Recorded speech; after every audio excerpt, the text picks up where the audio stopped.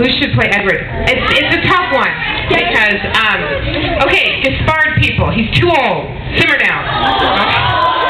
Let's be realistic, okay? Let's not look at anybody who's over 21. I have given up Henry Cavill, and that was an enormous sacrifice. But he's almost 25 years old, and Edward is 17. I'm actually thinking he'd make a really cool Carlisle just to bleach him out. He's got the English accent. He's perfect. I'm still looking. I haven't found a new Edward that I can really get behind. Okay.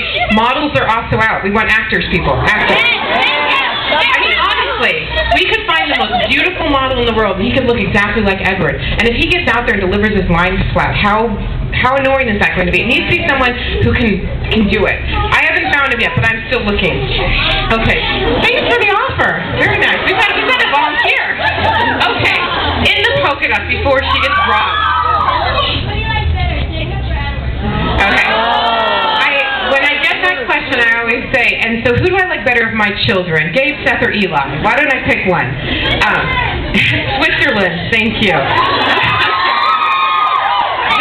They're both really, really special to me in different ways, and I couldn't choose one or the other. But as this young lady has realized, how could I split up Edward and Bella? You know, they're together, so if I was going to move in on one of them, it'd be Jacob. Okay. All right, and last question. Okay, you've been waiting a really long time. I'm sorry. I know it's a really strange question, but okay. Let's say vampire, Okay, hold on. I'm not taking this one. This is a question about the future, what might happen, and so I can't. No, I know it's theoretical, but I can't answer it. Okay. So, all right. With the Twilight, vampires are forever, sparkly shirt. Can you clarify the parallels between Wuthering Heights and She wants to know about the parallels between Wuthering Heights and Eclipse, and it also works for the other novels and kind of how I see them.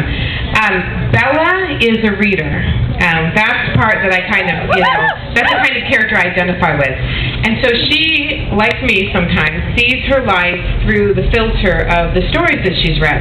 So it's not that the story is actually that related to Wuthering Heights. It's psychosomatic. It's in her head. It's how she sees herself.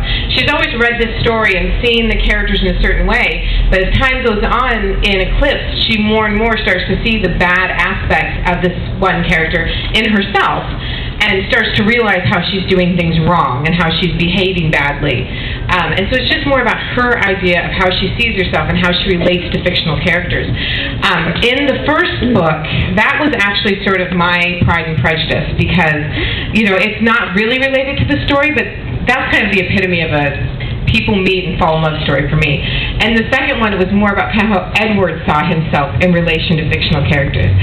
Book 4 is going to be like Twilight, in that the novel that it's kind of running with won't be linked as much. There won't be quotes. There won't be references so much. But it will be A Midsummer Night's Dream.